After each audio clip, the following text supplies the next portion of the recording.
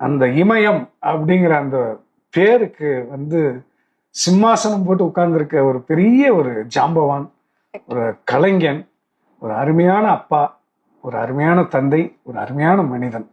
கடவுளுக்கு தான் பெரிய நன்றி சொல்லணும். ஏன்னா எனக்கு இப்படி ஒரு வாழ்க்கை, இப்படி ஒரு லைஃப் அமைச்சு கொடுத்தது வந்து எங்க அப்பா தான். அவர் இல்லைன்னா நான் ஒண்ணுமே கிடையாது. I am zero. நான் முதல்ல இருந்தே சொல்றேன், நான் நடிக்க வரல, என்னைய போட்டு நடின்னு சொல்லி டார்ச்சர் பண்றது இவர் தான். எனக்கு இந்த படம் வேண்டாம், நான் கிளம்புறேன்னு சொல்லி ரூமுக்கு போயிட்டேன். அப்புறம் அன்னைக்கு நைட்டு வந்து டேய் மன்னிச்சிடுறா அது இதுன்னு நாங்க 2 பேரும் எமோஷன் ஆகி அப்பா எனக்கு சொல்லி கொடுத்த ஒரு பாடம் வந்து, ஒரு பாடல் எடுக்கும்போது ரொம்ப முக்கியமானது வந்து முக பாவனைகள், கண்ணு பேசணும்.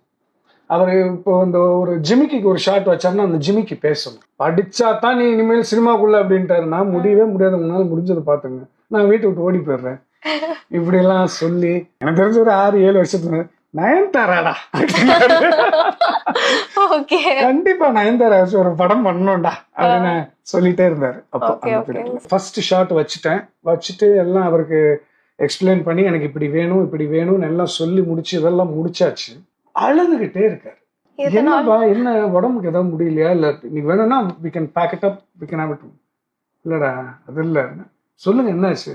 இல்ல நான் உன்னை என்னமோன்னு நினைச்சேன், தப்பு பண்ணிட்டேன், நான் தாண்டா உன்னை முதல்ல கொண்டு வந்திருக்கணும், நான் உன்னை நம்பாம விட்டுட்டேன்டா, ஆனா நீ ப்ரூவ் பண்ணி